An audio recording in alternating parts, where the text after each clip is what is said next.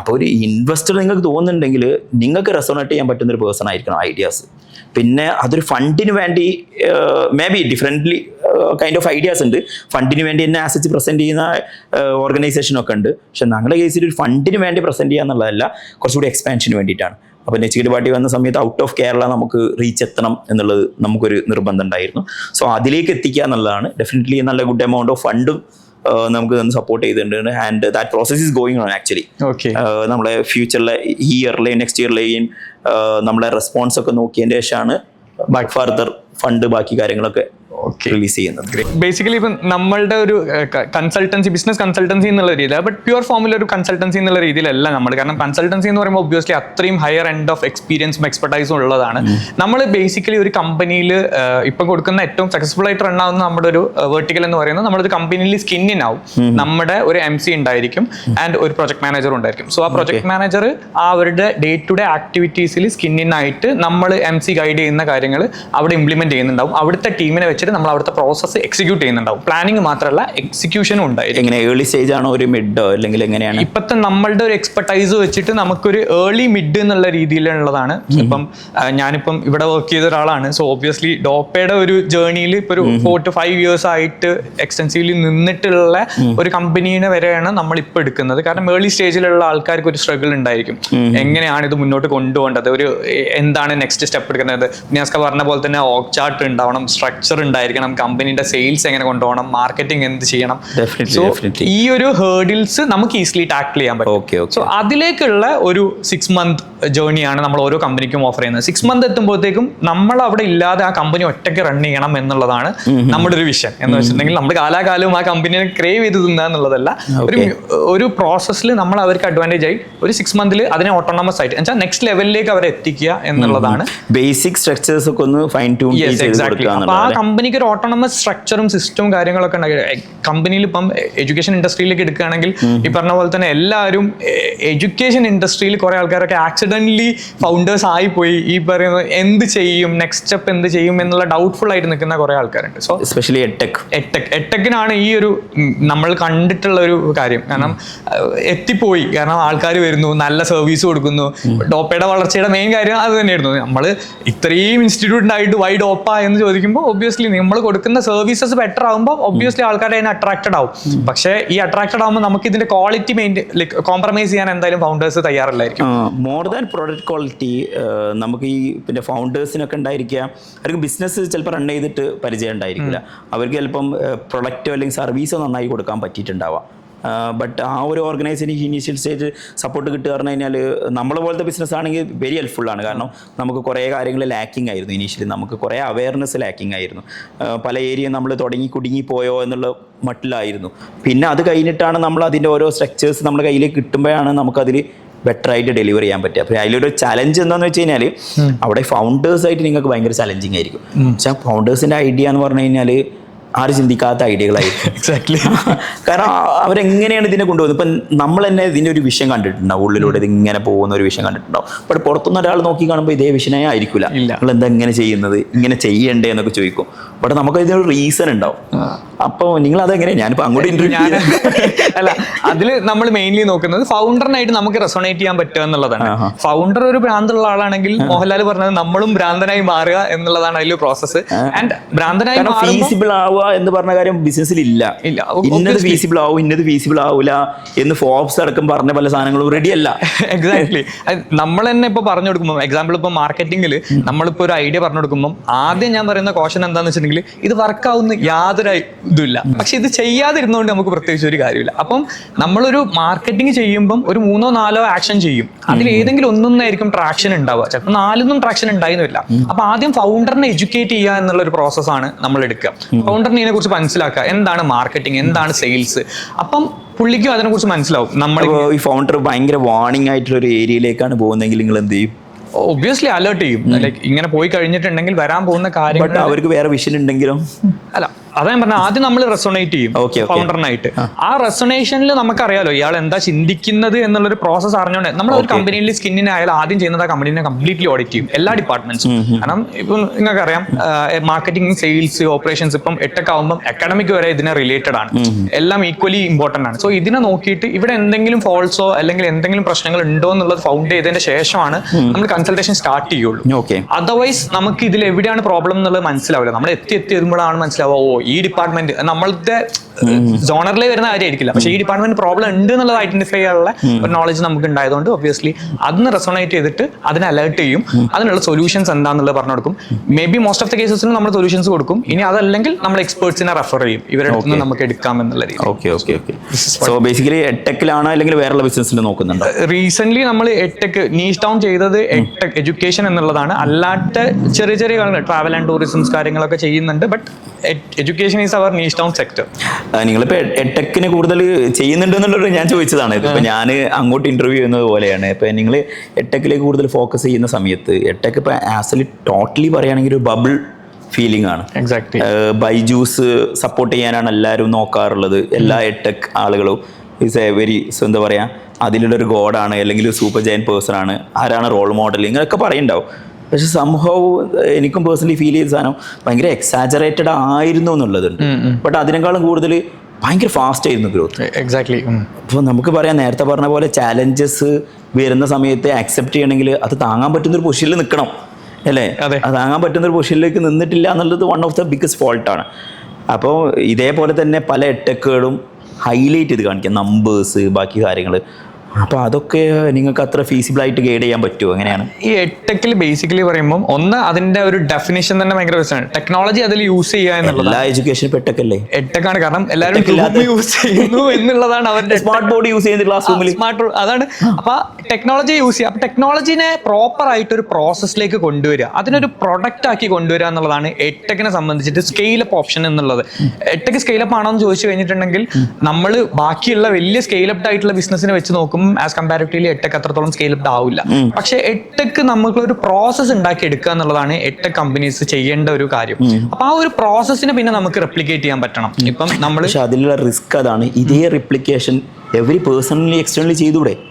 Exactly. അപ്പൊ അത് personally ചെയ്യുമ്പോൾ ഇതിന്റെ ഒരു ക്വാളിറ്റി, നിയാസ്ക ഇപ്പൊ ഒരു പ്രോസസ്സ്, ഒരു ബുക്സ് കാര്യങ്ങൾ ഡെവലപ്പ് ചെയ്തു. അപ്പൊ ഇതേപോലത്തെ പ്രോസസ്സിൽ ഒരു ഇപ്പൊ ലെജൻഡറി ആയിട്ടുള്ള ഇപ്പം നമുക്ക് തന്നെ അറിയാം, ഡോപ്പയുടെ കോമ്പറ്റീറ്റേഴ്സ് ആയിട്ടുള്ള ആൾക്കാർ ഇത്രയും കാലം മാർക്കറ്റിൽ നിൽക്കാൻ അവർക്ക് ഒരു റീസൺ ഉണ്ടായിരിക്കും. അവരുടെ ഒരു പ്രോസസ്സ് തന്നെയായിരിക്കും. ആൻഡ് ആൾക്കാർ ട്രസ്റ്റ്, ഒരു വൺസ് ഒരു ട്രസ്റ്റ് ബിൽഡ് ചെയ്തെടുക്കുക എന്നുള്ളതാണ്. ആൻഡ് നമ്മളിപ്പം ഇപ്പൊ എഡ്യൂക്കേഷൻ ഇൻഡസ്ട്രിയിൽ പറയുകയാണെങ്കിൽ എഡ്ടെക്കാണ് നമ്മൾ ഫോക്കസ് ചെയ്യുന്ന ഒരു നമ്മുടെ ഒരു ന്യൂ പ്രൊഡക്റ്റ് എന്നുള്ള രീതിയിൽ, അല്ലെങ്കിൽ നമ്മുടെ ഒരു കൺസൾട്ടേഷൻ പ്രൊഡക്റ്റ് എന്നുള്ള രീതിയിൽ നമ്മൾ അപ്രോച്ച് ചെയ്യുന്നത് സ്കൂൾസിനെയാണ്. കാരണം ഇപ്പൊ നിയാസ്ക നോക്കി കഴിഞ്ഞിട്ടുണ്ടെങ്കിൽ ഇപ്പം ഡോപ്പയ്ക്ക് സ്കൂളുണ്ട്, ഇന്റഗ്രേറ്റഡ് സ്കൂൾ കാര്യങ്ങളുണ്ട്. വൈ ഡോപ്പ ഇന്റഗ്രേറ്റഡ് സ്കൂൾ എന്ന് ചോദിച്ചു കഴിഞ്ഞിട്ടുണ്ടെങ്കിൽ നമ്മളെ നാട്ടിലുള്ള എഡ്യൂക്കേഷൻ സിസ്റ്റത്തിന് കുറച്ച് പോരായ്മകളുണ്ട്. സ്റ്റിൽ അവരതിൽ നിന്ന് റിക്കവർ ആയിട്ട് വന്നിട്ടില്ല. ആൻഡ് അവരതിന്ന് മാറുന്നുമില്ല അവരുടെ ആ ഒരു.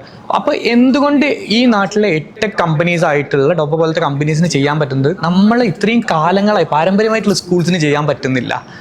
അതൊരു സ്കോപ്പാണ്. ലൈക്ക് അവർക്കൊരു പ്രോസസ് ഇല്ല സ്കൂളിൽ. That's what lacking there.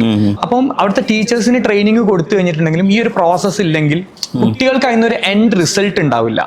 അവരുടെ ഒരു സ്വാഭാവികമായിട്ട് മാർക്കിന് വേണ്ടിയിട്ട് പോകുന്നു. ഈ മാർക്ക് കിട്ടിയോണ്ട് എന്താവുന്നു? അപ്പം നമ്മൾ പഠിക്കുന്ന കാലത്തും മാർക്ക് കിട്ടിയിട്ട് എന്താക്കണം എന്ന് അറിയില്ല. 10ാം ക്ലാസ്സിന്റെ മാർക്ക് ഫുൾ A+ കിട്ടിയാൽ നമുക്ക് പോസ്റ്ററിൽ അടിച്ചു വരും, ഒരാഴ്ച കഴിഞ്ഞാൽ അത് കഴിഞ്ഞു.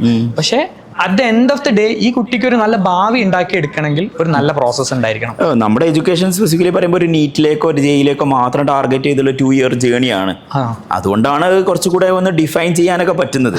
പക്ഷേ ഇത് ബാക്കിയുള്ളതൊക്കെ ഇപ്പോൾ ഓൺലൈനിൽ വരുന്ന പല എഡ്യൂക്കേഷൻ സിസ്റ്റം ഉണ്ട്.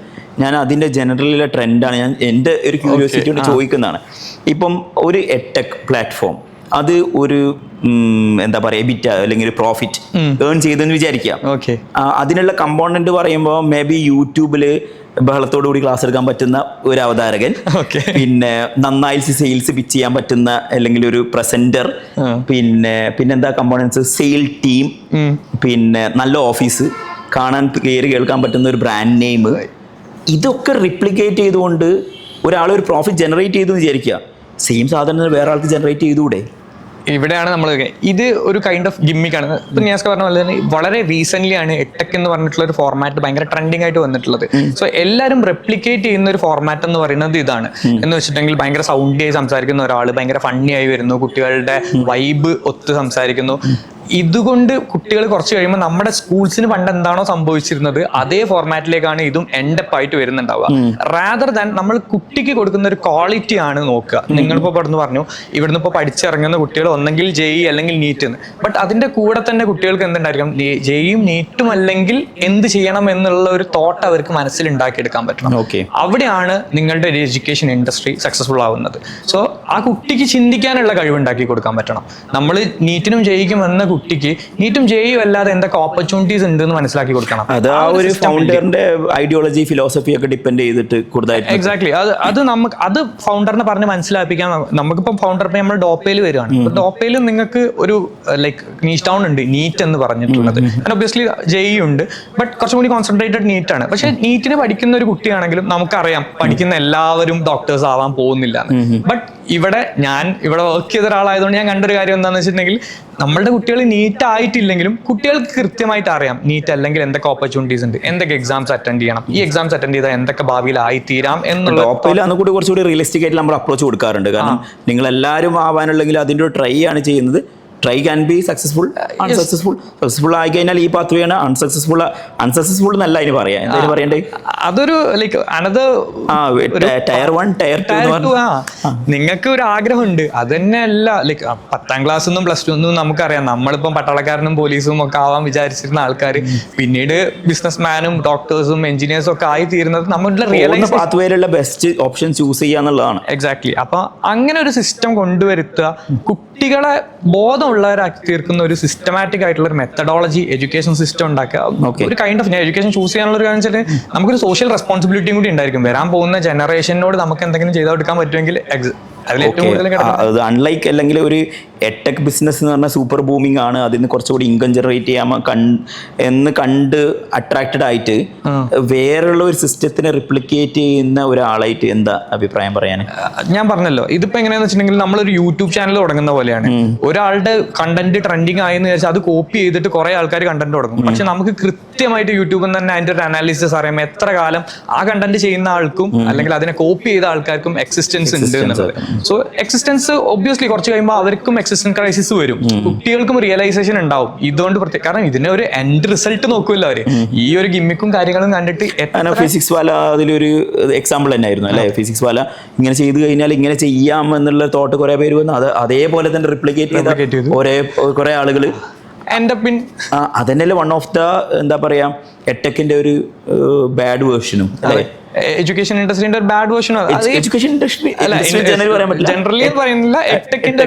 പക്ഷെ അത് ഞാൻ പറഞ്ഞത് അത് നമ്മളുടെ വളരെ റീസെന്റ് നമുക്കറിയാം. ബാക്കിയുള്ള ഇൻഡസ്ട്രീസിനെ എടുത്തു നോക്കുമ്പോൾ എട്ടെക് ഈസ് വെരി ന്യൂ, തുടക്കത്തിൽ പറഞ്ഞ പോലെ. അപ്പൊ അതൊന്ന് ഫിൽട്ടർ ഔട്ട് ചെയ്ത് വരാനുള്ള ടൈം ഉണ്ട്. And obviously society will realise what is best and what is not എന്നുള്ളത്. ആ ഒരു റിയലൈസേഷനിൽ എടുക്കുന്ന സമയം മാത്രമാണ് ഈ ഒരു ക്രൈസിസ് വരുന്നുള്ളൂ. അത് കഴിഞ്ഞാൽ ഫിൽട്ടർ ഔട്ട് ആവും. ഉണ്ടായിരുന്ന ആൾക്കാരിലെല്ലാം ഫിൽട്ടർ ഔട്ട് ആയിട്ട് ദ ബെസ്റ്റ് മാത്രം എക്സിസ്റ്റ് ചെയ്യും. സോ ഇപ്പം എൻ്റെ ഒരു അഭിപ്രായത്തിൽ ചോദിക്കുകയാണെങ്കിൽ മാർക്കറ്റിൽ നിങ്ങൾ ക്വാളിറ്റി കൊടുത്തിട്ട് മാർക്കറ്റിൽ സർവൈവ് ചെയ്യാൻ നോക്കുക. അല്ലാതെ കുറെ ഗിമ്മിക്ക് കാണിച്ചതുകൊണ്ട് നിങ്ങളുടെ survival will be on crisis. കാരണം ഒരു പോയിന്റ് കഴിഞ്ഞിട്ടുണ്ടെങ്കിൽ മനുഷ്യന്മാരാണ്, ആൾക്കാർ ചിന്തിക്കും, ആൾക്കാർ അതിന്റെ എന്തൊക്കെയാണ് ഇതിന്റെ പോരായ്മകൾ എന്ന് മനസ്സിലായിരിക്കും. അവർ ഒബ്വിയസ്ലി അതിനെ അവോയ്ഡ് ചെയ്യാൻ തുടങ്ങും. ആൻഡ് ഒബ്വിയസ്ലി നമ്മൾ എന്തൊക്കെ മാർക്കറ്റ് ചെയ്ത് കഴിഞ്ഞിട്ടുണ്ടെങ്കിലും മൗത്ത് പബ്ലിസിറ്റിനെക്കാട്ടും വലിയൊരു മാർക്കറ്റിംഗ് ടെക്നിക്ക് ഇപ്പോഴും ഇല്ല. മനുഷ്യനുള്ള കാലം തൊട്ടേ അതാണ്. അത് ഗ്രാജുവലി ചെയിൻ റിയാക്ഷൻ പോലെ എല്ലാവരുടെ അടുത്തേക്ക് എത്തും ആൻഡ് എന്റെ പാവം എന്നുള്ളത് തന്നെയാണ്. Okay, that's A good thing. ഒരു നല്ലൊരു വിഷയം ഞാൻ തോന്നിയിട്ടുണ്ട്. കാരണം എട്ടെക്ക് ഇപ്പോൾ ഒരു ബബിളാണ്, അതിൽ കുറേ ഫെയിലിയേഴ്സ് ഉണ്ട്, എട്ടെക്കിന്ന് കുറേ പേര് മാറി നിൽക്കുകയാണ്. അപ്പോൾ ഈ ഒരു സമയത്ത് കുറച്ചുകൂടി ക്വാളിറ്റി മാത്രം കീപ്പ് ചെയ്തുകൊണ്ട് അല്ലെങ്കിൽ ഒരു പെർട്ടിക്കുലർ പ്രോബ്ലം സോൾവ് ചെയ്യാൻ വേണ്ടിയിട്ടാണ് ഒരാൾ വന്നതെങ്കിൽ അതിനെ നിങ്ങൾ സപ്പോർട്ട് ചെയ്യുന്നതുകൊണ്ട് ഡെഫിനറ്റ്ലി ഗുണമായിരിക്കും അല്ലേ.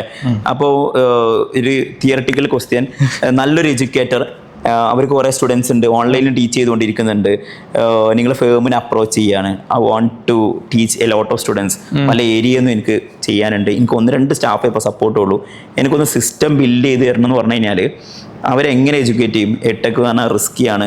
ഇത് പറഞ്ഞതുപോലെ ചിലപ്പം ഹ്യൂജ് സ്പെൻഡിങ്ങിലേക്ക് നമ്മൾ പോയി കഴിഞ്ഞാൽ ചിലപ്പോൾ അത്ര ഹ്യൂജ് ഇൻകം കിട്ടിക്കോളുന്നില്ല. ഫസ്റ്റ് ഓഫ് ഓൾ നമ്മൾ നോക്കുക ഈ പറഞ്ഞ പോലെ തന്നെ ആളുടെ പാഷൻ എത്രത്തോളം ഉണ്ട് നോക്കും. അപ്പം പാഷനേറ്റ് ആയിട്ടുള്ള ഒരാൾക്ക് ഇൻകം അത്രത്തോളം പ്രോബ്ലം ആയിരിക്കില്ല. ഓൾറെഡി അയാൾ ഒരു ഇൻകം ജനറേറ്റ് ചെയ്തിട്ടുണ്ടെങ്കിൽ അയാൾക്ക് കൃത്യമായിട്ടുള്ള ഒരു ഫോർകാസ്റ്റ് ചെയ്ത് കൊടുക്കാൻ പറ്റും. നിങ്ങളുടെ ഒരു ഇൻകം വെച്ചിട്ട് നിങ്ങൾ ആദ്യം ജനറേറ്റ് ചെയ്യേണ്ടത് നിങ്ങൾ ഇതേപോലെ പാഷനേറ്റ് ആയിട്ടുള്ള ട്യൂട്ടേഴ്സിനെയാണ്. അതാണ് നിങ്ങളുടെ USP. സോ ആ ട്യൂട്ടേഴ്സിനെ നിങ്ങൾ ട്രെയിൻ ചെയ്ത് എടുത്തിട്ട് വേണം നമ്മൾ അടുത്ത സ്റ്റുഡൻസിലേക്ക് പോകാൻ. കാരണം അല്ലെങ്കിൽ നിങ്ങൾ കൊടുക്കുന്ന സർവീസ് കണ്ടിട്ടാണ് നിങ്ങളുടെ അടുത്തേക്ക് കുട്ടികൾ വന്നിട്ടുള്ളത്. ഇത് റെസൊണേറ്റ് ചെയ്യാൻ പറ്റിയിട്ടില്ലെങ്കിൽ പിന്നെ നിങ്ങൾ കൊടുക്കുന്ന സർവീസിനോട് കാര്യമില്ലല്ലോ. നിങ്ങൾ അത്രത്തോളം പാഷനേറ്റ് അല്ലെങ്കിൽ അപ്പം എഡ്യൂക്കേഷൻ എന്ന് പറയുന്നത് ജസ്റ്റ് നോട്ട് എ ബിസിനസ്. നിങ്ങൾക്ക് തന്നെ അറിയുന്ന കാര്യമാണ്. അതിൽ കുറച്ച് സോഷ്യൽ റെസ്പോൺസിബിലിറ്റി കിടക്കുന്നുണ്ട്. ഡോക്ടേഴ്സിനെ പോലെ തന്നെയാണ് നമ്മളുടെ ടീച്ചേഴ്സിനും സമൂഹത്തിൽ അത്രയും ഉത്തരവാദിത്തമുള്ള ആൾക്കാരാണ്. അപ്പൊ അത് ഉത്തരവാദിത്തത്തോടു കൂടി തന്നെ എല്ലാവരും കാണണം. അതിനെ ജസ്റ്റ് ഒരു മണി പറഞ്ഞത് ഭയങ്കര കറക്റ്റ് ആണ്. പക്ഷെ അതിലെ ടെർമിനോളജി എനിക്കൊന്ന് കറക്റ്റ് ചെയ്യാണ്ട്. Business is also social responsibility. Business also social responsibility ആണ്. പക്ഷെ ബിസിനസ്സിനെ നമുക്കറിയാം പലരും കാണുന്നത് ഒരു സോഷ്യൽ റെസ്പോൺസിബിലിറ്റി ആയിട്ടല്ല. ഈവൻ CSR ഫണ്ട് വരെ ബിസിനസ്സിൽ വീണ്ടും മാർക്കറ്റിംഗിലേക്ക് യൂസ് ചെയ്യുന്ന മൾട്ടിനാഷണൽ കമ്പനീസിനെ നമുക്ക് അറിയുന്ന fraudism can happen in any area. അതാ പറയാം. എനി ഏരിയ നടക്കും. പക്ഷെ കുറച്ചും കൂടി ഒരു കാരണം നമ്മൾ മാനിപ്പുലേഷൻ ഈസിലി ആണ് കുട്ടികളുടെ അടുത്തേക്ക്. മോർ ദാൻ അഡൾട്ടിലേക്ക് വരുന്നതിനേക്കാൾ കൂടുതൽ കുട്ടികളെ മാനിപ്പുലേറ്റ് ചെയ്യാൻ എളുപ്പമാണ്. സോ അതിൽ കുറച്ചും കൂടി അധികം സോഷ്യൽ റെസ്പോൺസിബിലിറ്റി നമ്മൾ കാണിക്കണം. കാരണം ചെറിയ കുട്ടികളെ പറ്റിക്കുക എന്ന് പറയുന്നത് കുറച്ചും കൂടിയും മോശമായിട്ടുള്ള ഒരു കാര്യമായിട്ടാണ് എനിക്ക് ഫീൽ ചെയ്യുന്നത്. പിള്ളേരെ പറ്റിക്കുന്നത്. അപ്പോൾ അതുകൊണ്ടാണ് എഡ്യൂക്കേഷൻ ഇൻഡസ്ട്രിയിൽ ഞാൻ അങ്ങനെ പറയാൻ കാരണം. ഒരു ഡോക്ടർ പറ്റിക്കുന്നതും ഒരു ടീച്ചർ പറ്റിക്കുന്നതും ഒക്കെ ഒരു ബിസിനസ് സാധാ വേറെ എന്തെങ്കിലും നമുക്കിപ്പോ ഒരു എന്താ പറയാ വലംപിരി ശങ്ക് തന്നിട്ട് നിങ്ങളെ വീട്ടിൽ വെച്ചാൽ പൈസ തന്നു പറ്റിക്കുന്ന പോലെ. കാരണം മറ്റവന്റെ ആവശ്യം അവനക്കും പൈസ ഉണ്ടാക്കണം എന്നുള്ളതാണ്. ഇത് പക്ഷേ എഡ്യൂക്കേഷൻ ആണ്, ഒരാളുടെ ഫ്യൂച്ചർ ആണ്, അയാളുടെ തോട്ട്സ് ആണ്. അതേപോലെ തന്നെ മെഡിക്കലിലേക്ക് വരുമ്പോഴും അയാളുടെ ഹെൽത്ത്. എനിക്ക് ആ കാര്യം മനസ്സിലായി. എന്നാലും ബിസിനസ് എന്നുള്ള ടേമിനെ പലരും പല രൂപത്തിൽ കാണുന്നോണ്ട് പറഞ്ഞതാ. അതൊരു പ്യൂർ ബിസിനസ് അല്ലേ എന്നൊക്കെ പറയുമ്പോൾ ബിസിനസ് ഇപ്പൊ ഒരു നെഗറ്റീവ് വേർഡ് ആയിട്ട് വരുന്നുണ്ട്. ആക്ച്വലി എന്താ പറയാ, ഒരു സ്ട്രക്ചേർഡ് ആയിട്ട് ഒരു കാര്യം ചെയ്യാനുള്ള ഒരു വേ ആണ് എന്നുള്ളത് ബിസിനസ്സിന് ആരും കാണുന്നില്ല എന്നുള്ളത്. പിന്നെ അതിൽ നെഗറ്റീവായിട്ട് ചെയ്യുന്ന കുറെ കാര്യങ്ങളാണ് ബിസിനസ് എന്നുള്ള രൂപത്തിലേക്ക് ആൾക്കാർ കണ്ടുകൊണ്ടിരിക്കുന്നത്. ബട്ട് ഞാനിപ്പോൾ ഒരു ട്രെൻഡ് കൂടി ചോദിച്ചു നോക്കാം. എനിക്ക് കാരണം ഇവിടെ എത്ര നേരം നിങ്ങൾ ക്യാമറക്ക് ചാർജ് ഉണ്ട് എന്നുള്ളത്. എന്നാലും ചോദിച്ചു നോക്കാം. ഇപ്പം പല എട്ടെക്, പലയെന്നല്ല മോർ ദാൻ 50% എട്ടെക്കും തുടങ്ങുന്ന എന്തിനാണ് ചോദിച്ചു കഴിഞ്ഞാൽ സെയിൽ ചെയ്യാൻ വേണ്ടിയിട്ടാണ്. അങ്ങനെ കാണാറില്ലേ? അപ്പോൾ അതിൽ പ്യുവർ ഇൻറ്റൻഷൻ എന്ന് പറഞ്ഞു കഴിഞ്ഞാൽ ചിലപ്പോൾ ടീച്ചിങ് ആയിക്കോളുന്നില്ല, ഏണിംഗ് ആണ്, അല്ലെങ്കിൽ ഹൈലൈറ്റ് ചെയ്ത് കാണിച്ച് സെയിൽ ചെയ്യുക എന്നുള്ളതാണ് അധികം കണ്ടുകൊണ്ടിരിക്കുന്നത്. അപ്പോൾ അതിനെ നിങ്ങളെ ടീം ഹാൻഡിൽ ചെയ്യും. അവർ പെർപ്പസ് തന്നെ അങ്ങനെ ആണെങ്കിൽ നിങ്ങൾക്കത് ഒരു എക്സിറ്റ് പ്ലാൻ ആയിട്ട് വരുന്ന ആൾക്കാരാണെങ്കിൽ നമ്മൾ നോക്കുക അതൊരു പ്രൊഡക്റ്റ് ആണോ എന്നുള്ളതാണ്. കാരണം എക്സിറ്റ് പ്ലാൻ ആയിട്ട് വരുമ്പോൾ നമുക്ക് ഒബ്വിയസ്ലി ഇപ്പം അറിയാം ഒരാളുടെ ലൈക്ക് പേഴ്സണൽ ബ്രാൻഡിങ് കൊണ്ട് വന്ന സ്റ്റുഡൻസ് ആണെങ്കിൽ ഒരു ഇൻവെസ്റ്ററും അതിന് നിൽക്കില്ല. കാരണം അവർ ഒരു പേഴ്സണൽ മാർക്കറ്റിംഗ് സ്റ്റഡിയും കാര്യങ്ങളൊക്കെ നടത്തിയിട്ടായിരിക്കും ഇതിനെക്കുറിച്ച് ചെയ്യുന്നുണ്ടാവുക. അപ്പം അതിനൊരു പ്രോപ്പർ പ്രൊഡക്റ്റ് ഉണ്ടായിരിക്കണം. എന്ന് വെച്ചിട്ടുണ്ടെങ്കിൽ ഇപ്പോൾ ഒരു സ്കിൽ എൻഹാൻസ്മെന്റ് പ്രോസസ്സോ അല്ലെങ്കിൽ കുട്ടികളുടെ റൈറ്റിങ്ങോ അല്ലെങ്കിൽ അവരുടെ മെന്റൽ തോട്ട്സ് ഉണ്ടാക്കി എടുക്കുക അല്ലെങ്കിൽ അവരെ സ്മാർട്ടർ ആക്കുന്ന പ്രൊഡക്റ്റോ കാര്യങ്ങളോ ഉണ്ടെങ്കിൽ obviously exit plan is nice. കാരണം അങ്ങനെ ഒരു പ്രൊഡക്റ്റ് ഡെവലപ്പ് ചെയ്ത് അത് മാർക്കറ്റിൽ. ഞാൻ ഡിഫറെന്റ്ലി ചോദിക്കുകയാണെങ്കിൽ ഇപ്പം ഞാൻ അപ്രോച്ച് ചെയ്യുന്ന എനിക്കൊരു 5 ഇയർ കൊണ്ട് അല്ലെങ്കിൽ 3 ഇയർ കൊണ്ട് ഒരു ബിസിനസ്സിന് എക്സിറ്റ് ചെയ്യണം. അപ്പോൾ ഞാൻ നിൽക്കുന്നത് ഫസ്റ്റ് ഇയർ കഴിഞ്ഞിട്ടാണ്. ന്യൂ എന്നുള്ള ആ ഒരു ടാഗ് ലൈൻ എനിക്കുണ്ട്. ഞാൻ നന്നായി അഡ്വർടൈസ് ചെയ്ത് കഴിഞ്ഞാൽ ഐ ക്യാൻ ഗെറ്റ് 10,000 സ്റ്റുഡൻസ് എന്നുള്ളൊരു ഫിഗർ കിട്ടുന്നുണ്ട്. ഈ 10,000 എന്നുള്ളത് നമ്മൾ കൊടുക്കുന്ന സർവീസ് അതേമാതിരി നമുക്കൊരു 5 ഇയേഴ്സ് കൊണ്ടുപോകാൻ പറ്റില്ല എന്നുള്ളത് ഭയങ്കര എവിഡൻ്റ് ആയിട്ടുള്ള കാര്യമാണ്. കാരണം 1,000, 1,500, 2,000 ഇങ്ങനെ സേവ് ചെയ്ത് 10,000 എത്തുന്നതും 10,000 നേരെ സേവ് ചെയ്യുന്നതും തമ്മിൽ എൻറ്റയർലി ഡിഫറെൻ്റ് ആണ്. ബട്ട് എൻ്റെ പർപ്പസ് ഈ കമ്പനി സെയിൽ ചെയ്യാനാണെന്ന് വിചാരിക്കാം. അപ്പം ഈ ഹൈലൈറ്റഡ് നമ്പർ ഞാൻ സിംഗിൾ ഇയർ കൊണ്ട് ഏൺ ചെയ്തു. ഇത് സെക്കൻഡ് ഇയറിൽ 20,000 ആവും, തേർഡ് ഇയറിൽ 25,000 ആവും എന്ന് പറഞ്ഞ് ഞാനിതിനെ സെയിൽ ചെയ്യുന്നത്. ഇതിനെ നിങ്ങൾ എങ്ങനെ ടാക്കിൾ ചെയ്യും അല്ലെങ്കിൽ അതിനെ കൂടെ തന്നെ റെസനേറ്റ് ചെയ്യാന്ന് പറഞ്ഞു കഴിഞ്ഞാൽ നിങ്ങൾ ഈ ഫൗണ്ടറിന്റെ കൂടെ റെസനേറ്റ് ചെയ്ത് നമ്മൾ ഒന്നാമത് അത് നോക്കും. അതിന് ഈ പറഞ്ഞ രീതിയിൽ നമുക്ക് 25 എത്തണമെങ്കിൽ നമ്മൾ ആദ്യം ഒരു മാർക്കറ്റ് സ്റ്റഡി നടത്തും. കേരളത്തിൽ ഇപ്പം അദ്ദേഹം പറയാണ് ഇപ്പൊ ഞാനത് 1 ലക്ഷത്തിലേക്ക് എത്തും. കേരളത്തിൽ ആകെ കൂടി 50,000 ആൾക്കാർ ഇതിനുള്ളെങ്കിൽ ഇല്ലെങ്കിൽ പിന്നെ 1 ലക്ഷത്തിലേക്ക് എത്തുന്നതിന്റെ ഒരു ഫോർകാസ്റ്റ് പോസിബിലിറ്റി ഇല്ല. അപ്പൊ ഇതിന്റെ ഓഡിയൻസ് ആരാന്നുള്ളത് ഐഡന്റിഫൈ ചെയ്യും. ഇതിന് മാർക്കറ്റിൽ എത്രത്തോളം നീഡ് ഉള്ളതെന്നുള്ള ഐഡന്റിഫൈ ചെയ്യും. ഇതിന് എത്ര കോമ്പറ്റീറ്റ്, കാരണം നമ്മൾ മാത്രമായിരിക്കില്ലല്ലോ ഉണ്ടാവുക, കോമ്പറ്റീറ്റേഴ്സ് എത്രത്തോളം ഉണ്ട് എന്നുള്ളത് ഐഡന്റിഫൈ ചെയ്യും. ആൻഡ് ഇതിന്റെ എക്സിസ്റ്റൻസ് എത്ര കാലം എന്ന് വെച്ചിട്ടുണ്ടെങ്കിൽ നമ്മളിപ്പം ഒരു യൂട്യൂബർ ആവണം എന്നുള്ളൊരു കോഴ്സ് നിങ്ങൾ വെക്കുകയാണ്.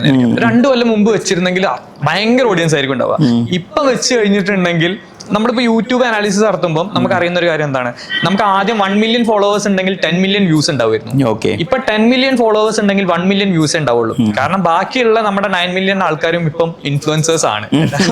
അപ്പൊ അതെന്താന്ന് വെച്ചിട്ടുണ്ടെങ്കിൽ ഓവർ ദ ടൈം ആൾക്കാർക്ക് ഈ ഒരു ട്രാക്ഷൻ നടക്കില്ല. അപ്പൊ ആൾക്കാർക്ക് അറിയാം ഇതെന്താ ചെയ്യേണ്ടത് എന്നൊക്കെ ആർക്കും അറിയാം. മുമ്പത്തെ ഒരു തോട്ട് ഉണ്ടാവില്ല ഇത് എങ്ങനെ ചെയ്യണം എന്നുള്ള. അപ്പൊ അത് മാറുമ്പോൾ ഇതെത്തും. അപ്പൊ നമുക്ക് കറക്റ്റ് ആയിട്ട് പറഞ്ഞു കൊടുക്കാൻ പറ്റും. നിങ്ങൾ ഇത് ഫോർകാസ്റ്റ് ചെയ്യുമ്പോൾ ഇന്ന കാര്യങ്ങൾ കുറെ എലമെന്റ്സ് ഉണ്ട്, ആ എല്ലാ മെട്രിക്സും നോക്കിയിട്ട് ഇത് 25,000 എത്തുള്ളൂ. അപ്പൊ ചുരുക്കി പറഞ്ഞാൽ ഒരു ജെന്യൂൻ ആയിട്ടുള്ള ടീച്ചർ നിങ്ങളുടെ അടുത്തേക്ക് വന്നാൽ നല്ല ഗൈഡ് ചെയ്ത് പ്രോപ്പർലി എത്തിക്കാൻ പറ്റും. അല്ലാണ്ട് നേരത്തെ പറഞ്ഞതുപോലെ ഒരു എടെക് ബിസിനസ് ഉണ്ടാക്കി അതിനൊന്ന് സെയിൽ ചെയ്യാൻ വേണ്ടിയുള്ള ആളുകൾ എന്ന് പറഞ്ഞാല് മേ ബി നമ്മൾ അതിന്റെ ഞാൻ പറഞ്ഞ പോലെ തന്നെ ആ പ്രോഡക്റ്റിന്റെ ഒരു വാല്യൂ നോക്കിയിട്ട് തന്നെ ആയിരിക്കും നമ്മൾ അതിനെ റെസൊണേറ്റ് ചെയ്യുന്നുണ്ടാവുക. ജസ്റ്റ് അയാൾക്ക് ആൾക്കാരെ പറ്റിക്കണം കൂടെ നിൽക്കുമോ എന്ന് ചോദിച്ചു കഴിഞ്ഞിട്ടുണ്ടെങ്കിൽ ഡെഫിനറ്റ്ലി കൂടെ നിൽക്കില്ല.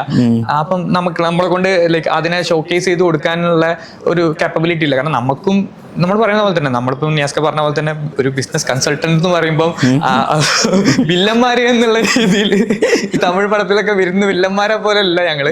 നമ്മൾ ഉദ്ദേശിക്കുന്ന ഒരു സോഷ്യൽ റെസ്പോൺസിബിലിറ്റിയോട് കൂടിയിട്ട് തന്നെ മാർക്കറ്റ് ഫീസിബിലിറ്റീസും അതിന്റെ ലോങ് ടേം കാര്യങ്ങളും നമ്മൾ തുടങ്ങാൻ പോകുന്ന കോഴ്സിന് എത്രത്തോളം ഇപ്പൊ കോഴ്സ് എന്ന് പറയുമ്പോൾ സൈക്കോളജിക്കൽ കോഴ്സ് കൊടുക്കുന്ന ആൾക്കാരുണ്ട്, സ്കിൽ ഡെവലപ്മെന്റ് കോഴ്സ് കൊടുക്കുന്ന ആൾക്കാരുണ്ട്. ഇതിനൊക്കെ എത്ര എക്സിസ്റ്റൻസ് ഉണ്ടാവും നോക്കണം. അപ്പം തന്നെ നമ്മൾ കോഴ്സുകളെ ലൈക്ക് നമ്മുടെ പ്രൊഡക്റ്റിന് നമ്മൾ ഇപ്പൊ ക്യാഷ് കൗ സ്റ്റാർ നമ്മുടെ അപ്പം അതിൽ തന്നെ നമുക്കൊരു ക്യാഷ് വരുന്ന ഒരു പ്രൊഡക്റ്റ് ഉണ്ടായിരിക്കണം. സ്റ്റാർ എന്ന് പറയുമ്പോൾ നമ്മൾ പുതുതായിട്ട് ഒരു കോഴ്സിനെ കൊണ്ടുവരുന്നു. അപ്പൊ ആ കോഴ്സിലേക്ക് നമ്മൾ ഇൻവെസ്റ്റ് ചെയ്യണം, ആൾക്കാരെ നമ്മൾ എഡ്യൂക്കേറ്റ് ചെയ്യണം. അപ്പൊ അതിലുള്ള ബേസിക് റൂൾസ് ഒക്കെ ഫോളോ ചെയ്യുന്നുണ്ടോ, എല്ലാ സാധനങ്ങളും നോക്കുക. പിന്നെ നിങ്ങൾക്ക് ബെറ്റർ ആയിട്ടുള്ള cash flow, payment methods, successful ആയിട്ട് അച്ചീവ് ചെയ്തിരിക്കുന്ന ക്ലാസ് ഡെലിവറി മെത്തേഡ്സ് ഒക്കെ. ഇതിന്റെ കൂടെ തന്നെ ഇതിന്റെ ഫൈനാൻഷ്യൽ സൈഡ് എടെക്കിൽ വരുമ്പോൾ ഫൈനാൻസ് ഈസ് വെരി ഇമ്പോർട്ടന്റ്. കാരണം നമുക്ക് ഏറ്റവും കൂടുതൽ എക്സ്പെൻസ് വരുന്ന പാർട്ട് എന്ന് പറഞ്ഞാൽ എഡ്യൂക്കേഷൻ പഠിപ്പിച്ചു കൊടുക്കുന്ന ആളുടെ എക്സ്പെൻസ് ആണ് വരുന്നത്. അപ്പൊ ആ റെമ്യൂണറേഷൻ ചിലപ്പോൾ നമുക്ക് വീണ്ടും റിപ്പീറ്റ് ചെയ്യേണ്ടി വരും. ചിലപ്പോൾ നമ്മൾ പ്രോപ്പറായിട്ട് അയാൾ അത് ഡെലിവറി ചെയ്തിട്ടില്ലെങ്കിൽ അയാളുടെ പവറിൽ. അപ്പൊ അതൊക്കെ നമ്മൾ കണ്ട് എക്സ്പീരിയൻസ്ഡ് ആക്കിയിട്ട് വേണം നമ്മൾ അവർക്ക് പറഞ്ഞു കൊടുക്കാൻ. ഇങ്ങനെ ഒരു റിസ്ക് എലമെന്റ് ഇതിലുണ്ട്, അപ്പൊ അത് നോക്കിയിട്ട് വേണം നമ്മൾ കൊടുക്കാനൊക്കെ. അപ്പം ഒബ്വിയസ്ലി നമ്മൾ ആ ഒരു അടുത്ത പ്രൊഡക്റ്റിലേക്ക് വരുമ്പം അവരുടെ അടുത്ത് ആദ്യം പറയാ ഇത് സക്സസ് ആവില്ല എന്നുള്ള രീതിയിൽ വേണം നിങ്ങൾ ആദ്യം ഇതിനെ അപ്രോച്ച് ചെയ്യാൻ. ഓക്കെ, സക്സസ് ആയാൽ ഭാഗ്യം, ഇല്ലെങ്കിൽ കാരണം നമുക്ക് പോലും പ്രഡിക്റ്റ് ചെയ്യാൻ പറ്റില്ല. കാരണം ഇത്രയും ആൾക്കാർ ഇത് വാങ്ങണ്ടേ. നമ്മൾ എന്തൊക്കെ സ്ട്രാറ്റജിയും എന്തൊക്കെ മെത്തഡോളജീസ് കൊണ്ടുവന്നാലും എത്ര മാർക്കറ്റിംഗ് ചെയ്താലും ആൾക്കാർക്ക് ഇതിന്റെ നീഡ് പ്രോപ്പർലി ഉണ്ടാവണം. ഒരു 100 ആൾക്കാർക്ക് ഇതിന്റെ നീഡ് ഉണ്ട് എന്ന് വിചാരിച്ചിട്ട് മാർക്കറ്റിന് മൊത്തം ഈ നീഡ് ഉണ്ട് എന്നുള്ളതിന്റെ അർത്ഥമില്ല. ഡെഫിനറ്റ്ലി. എന്തുകൊണ്ട് ഞാൻ അങ്ങനെ ചോദിച്ചതെന്ന് വെച്ച് കഴിഞ്ഞാൽ നമ്മൾ പോകുന്ന പാത്വേയിലും ബിസിനസ് കൺസൾട്ടന്റ് ആയിട്ടുള്ള ആളുകൾ അല്ലെങ്കിൽ ഇതിലെ എക്സ്പേർട്ട് ആയിട്ടുള്ള മെന്റേഴ്സ് ഉള്ള ആളുകൾ ഡിഫറൻസ് ഓഫ് ഒപ്പീനിയൻ നമ്മൾ പറഞ്ഞിട്ടുണ്ടായിരുന്നു. നിങ്ങൾ എന്തുകൊണ്ട് എക്സ്റ്റെൻസീവായി മാർക്കറ്റ് ചെയ്തില്ല, നിങ്ങൾ എന്തുകൊണ്ട് ഇങ്ങനെ ചെയ്തില്ല എന്നുള്ള കാര്യങ്ങളൊക്കെ പറയുന്നുണ്ടായിരുന്നു. ബട്ട് അതിനൊക്കെ നമുക്കുണ്ടായ റീസൺ എന്ന് വെച്ച് കഴിഞ്ഞാൽ ബാക്കിയുള്ള കോമ്പറ്റീറ്റേഴ്സ് അങ്ങനെ ചെയ്യുന്ന സമയത്ത് നമ്മൾ സെയിം മിസ്റ്റേക്ക് ചെയ്യുന്നതിൽ കാര്യമില്ല എന്നുള്ളതാണ്. പിന്നെ അൺറിയലിസ്റ്റിക് ആയിട്ടുള്ള കുറേ numbers, may be 1 lakh students അല്ലെങ്കിൽ 2000 ഡോക്ടേഴ്സ് എന്നൊക്കെ പറയുന്നത് നമുക്കറിയാം കേരളത്തിലെ ഗവൺമെൻറ് സീറ്റ് ആകെ 1500 ഉള്ളൂ വരുന്നുള്ളൂ. അപ്പം അൺറിയലിസ്റ്റിക് ആയിട്ട് നമ്പേഴ്സ് ആളുകളുടെ അടുത്ത് എക്സ്പോസ് ചെയ്യുന്നത് മേ ബി ഒരു താൽക്കാലിക ട്രാക്ഷൻ അത്രേ ഉള്ളൂ. കാരണം നമുക്കറിയാം, അതാ ഞാൻ പറയാനുള്ള. അപ്പൊ എനിക്ക് സജസ്റ്റ് ചെയ്യാന്നുള്ളത് തന്നെ ഇതേപോലത്തെ റിയലിസ്റ്റിക് ബിസിനസ് അപ്രോച്ച് ഉണ്ടാവട്ടെ എല്ലാവരുടെ അടുത്തും. അപ്പോൾ ഉണ്ടാവുന്ന ഫേമിനൊക്കെ കുറച്ചുകൂടി സ്റ്റെബിലിറ്റി ഉണ്ടാവും. ഇവിടെ നമ്മുടെ ബാംഗ്ലൂരോ അല്ലെങ്കിൽ കോഴിക്കോടോ ഒക്കെ സ്റ്റാർട്ട് ചെയ്യുന്നത് പോലെ കുറേ ബബിളുകൾ ഉണ്ടായി അത് പൊട്ടിപ്പോവാണ്ട് നിൽക്കട്ടെ എന്നുള്ളതാണ് വിഷയം. ഭാഗമാണ് ആൻഡ് ഒരു ഹെൽത്തി കോമ്പറ്റീഷൻ എല്ലാവരും തമ്മിൽ ഉണ്ടാവട്ടെ, ക്രിയേറ്റ് ചെയ്യാൻ. മാത്രമല്ല ഒരു സ്ട്രോങ് എക്കോസിസ്റ്റം. ഇപ്പൊ എന്ത് പറയുകയാണെങ്കിലും ഇപ്പൊ കാലിക്കറ്റ് ഒരു ബിസിനസ് എക്കോസിസ്റ്റം ഫോം ചെയ്ത് വരുന്നത്. എക്സാക്ട്ലി. പ്രത്യേകിച്ച് ഒരു എഡ്യൂക്കേഷൻ ഹബ്ബായിട്ടാണ് ഇപ്പം കാലിക്കറ്റ് മാറി. നല്ല ഗുഡ് എമൗണ്ട് ഓഫ് ഫണ്ട് കാലിക്കറ്റിലേക്ക് മൂവ് ചെയ്തിട്ടുണ്ട്. പിന്നെ ഇവിടെയുള്ള സ്റ്റാഫിന്റെ അവൈലബിലിറ്റി നമ്മളിപ്പം 2021 നിൽക്കുന്ന പോലെയല്ല. ഇപ്പോൾ 25 എത്തിയപ്പോഴേക്ക് ഡിഫറെന്റ് കൈൻഡ് ഓഫ് എബിലിറ്റി ഉള്ള സ്റ്റാഫിനെ നമുക്ക് ഹയർ ചെയ്ത് കഴിഞ്ഞാൽ അവൈലബിൾ. ബാംഗ്ലൂർ ഒന്നും പോകണം നിർബന്ധമില്ല. ചില സമയത്തൊക്കെ നമ്മൾ സ്റ്റാഫിനെ കണ്ടെത്തുകയെന്ന് വെച്ച് കഴിഞ്ഞാൽ എൻ്റെ ഫ്രണ്ടിൻ്റെ ഫ്രണ്ടായിട്ട് ഒരാൾ അവിടെ ഉണ്ടായിരുന്നു. ഇപ്പോൾ ആരിസ്ലാൻ നമ്മുടെ യൂറോപ്പിലേക്ക് വന്ന സമയത്തും ഡോക്ടർ ആസിഫ് യെസ് ഇങ്ങനെ ഒരാളുണ്ട് അങ്ങനെ പറഞ്ഞിട്ടാണ് വന്നത്. ബട്ട് ഇപ്പോൾ ഹയറിങ് ഇട്ട് കഴിഞ്ഞാൽ തന്നെ എഫിഷ്യൻ്റ് ആയിട്ടുള്ള ആളുകൾ കോഴിക്കോട് ഉണ്ട് എന്നുള്ളത്. നല്ല പേ സ്കെയിൽ കിട്ടുന്നുണ്ട്. സോ നല്ലൊരു എക്കോ സിസ്റ്റം ഫോം ചെയ്യാൻ നിങ്ങൾക്കും പറ്റട്ടെ എന്ന് വിഷ് ചെയ്യുന്നു. ടുവേർഡ്സ് എൻഡ് ഞാൻ അങ്ങോട്ട് ഇന്റർവ്യൂ ചെയ്യുന്നതായിട്ടുണ്ടായിരുന്നു എന്നുള്ളതാണ് അല്ലേ? ഓക്കെ, സെക്കൻഡ് പാർട്ടിൽ നിയാസ്ക എന്നെ ഇന്റർവ്യൂ ചെയ്യുന്ന പോലെ. അപ്പോൾ thank you Arislan for participating in the interview. And thank you Niyaska participating first part and interview participate ചെയ്തതിന്. Okay. Thank you very much. So this is Niyas Palot and Harislan signing off. Thank you very much.